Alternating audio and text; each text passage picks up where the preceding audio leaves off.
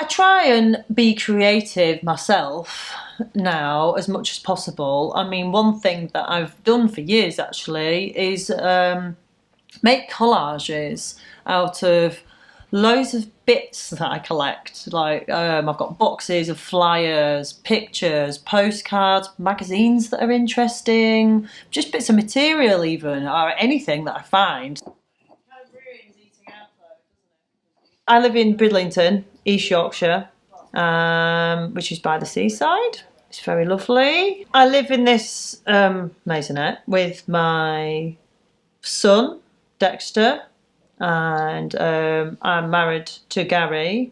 He doesn't live here at the moment.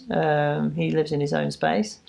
But yeah, and I have another son, Jed, who's 23, who lives in London. So he's living his own life, doing his own thing. So Dexter was diagnosed with type 1 diabetes on October the 19th, 2015. We were on holiday and he was just drinking a lot of water and weeing a lot and but eating so much food. He was just like, he was eating adult portion sizes of food.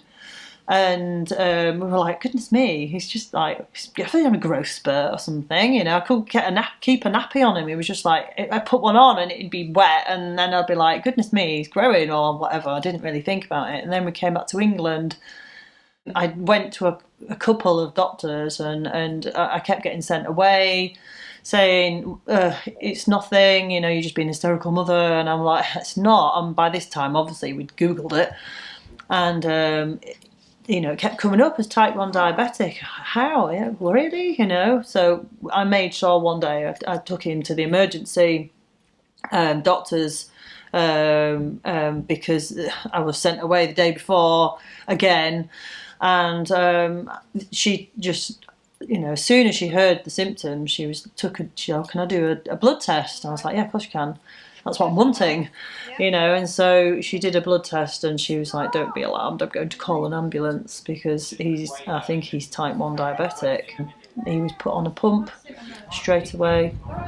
And yeah, it was changed our lives really.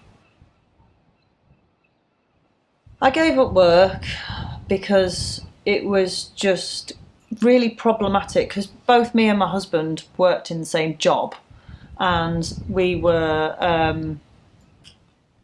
it was hard because we both do shifts. We do shifts, so it's like it's difficult with a child with additional needs because you have to have somebody who's trained to look after them. It wasn't an easy decision to make, but I just decided that I would give up work and concentrate on looking after Dexter because it would just be easier all round and he would get the care that he needs.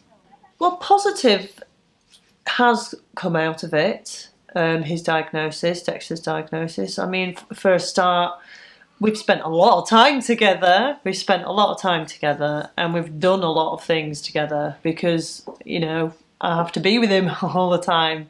So I